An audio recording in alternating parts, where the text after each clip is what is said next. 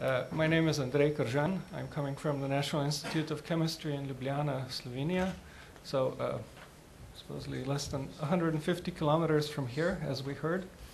And I am the coordinator of the PLASTiCE project.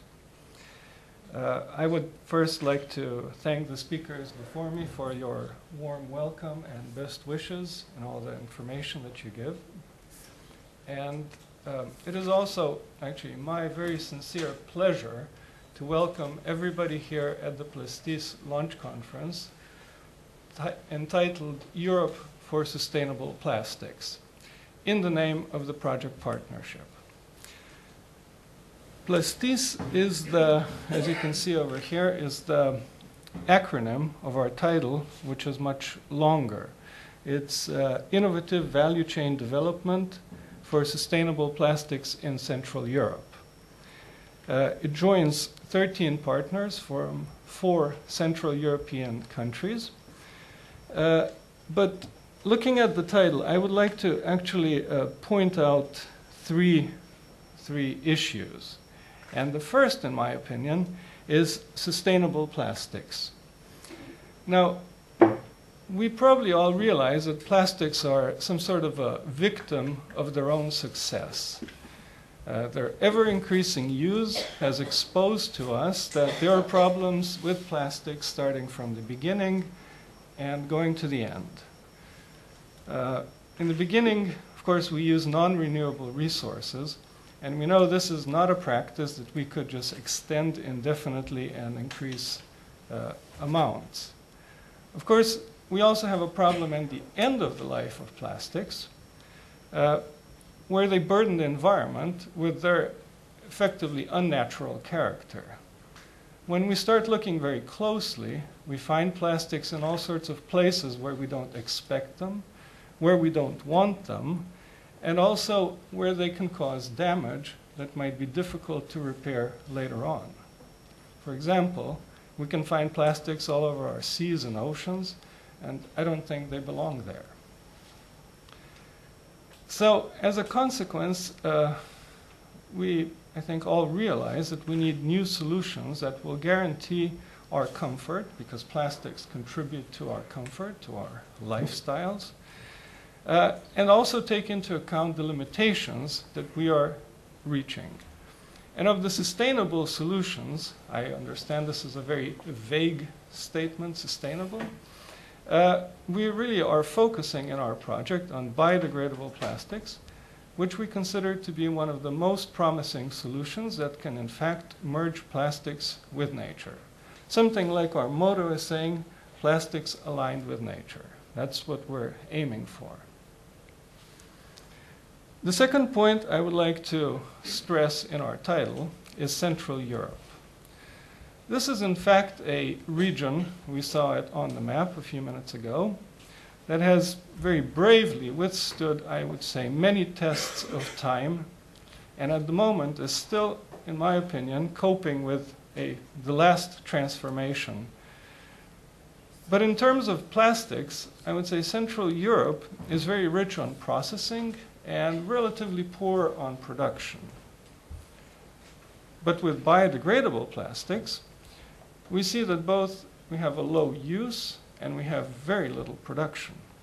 And this is a situation that is in stark contrast with the extremely strong academic and scientific community that is at a world level when it comes to biodegradable polymers and plastics.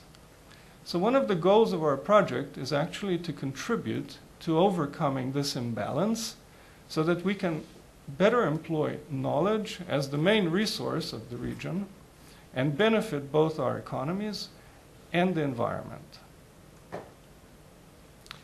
This brings me to the third point, also in our title, and that is value chain. Because when you search for a reason why biodegradable plastics have such a hard time to gain a footing in the mass market, you will find a number of reasons. You can say production scale is low, processing is difficult or different, properties are insufficient, information is hard to get, costs are too high, Consumers are not aware. Waste management is not correct. So, you see, there are reasons that we find throughout the entire value chain. And the combined effect, of course, is that progress is really unnecessarily slow. In our project, we have therefore brought together partners from the entire value chain spectrum, from producer, processor, all the way to waste management, so that they can help us gain a perspective and understand the bottlenecks so that we can try to devise solutions for them. This entire effort, of course, is very strongly supported by institutions of knowledge that will work, let's say, in the background, but have a very important contribution. In addition to working in this plastic sphere, I would say, we are also devoting a lot of effort to the education of different audiences, because we believe that their understanding, and I'm talking about consumers, end consumers, that their understanding of the issues will only support the better use of better plastics. And that's what we're aiming for. If you would allow me, I would also devote just a few words to this conference that we're starting right now. Our project started in April. And instead of talking about what we will do or what we want to do, we decided that a launch conference could be an opportunity to give an overview of what is already being done. And that is why we have invited representatives of projects that are ongoing, European and national projects, in order to get this overview of the current direction and also to see, possibly, where obstacles occur. And I am very pleased, I have to stress that so many of you have decided to join us and share your insight. I believe that we should have representatives coming from 12 countries in this room, and I'm very happy of that. But I also hope that this will be a two-way street, so that you will gain from this event as much as we will. And I'm looking forward to hearing the presentations and talking with all of you, most of you I hope, and I'm quite interested to see what conclusions and recommendations might result during the roundtable with which we will conclude this conference tomorrow. Before I finish, I would like to thank all of those that were involved in the organization of this event. I would mention two key persons.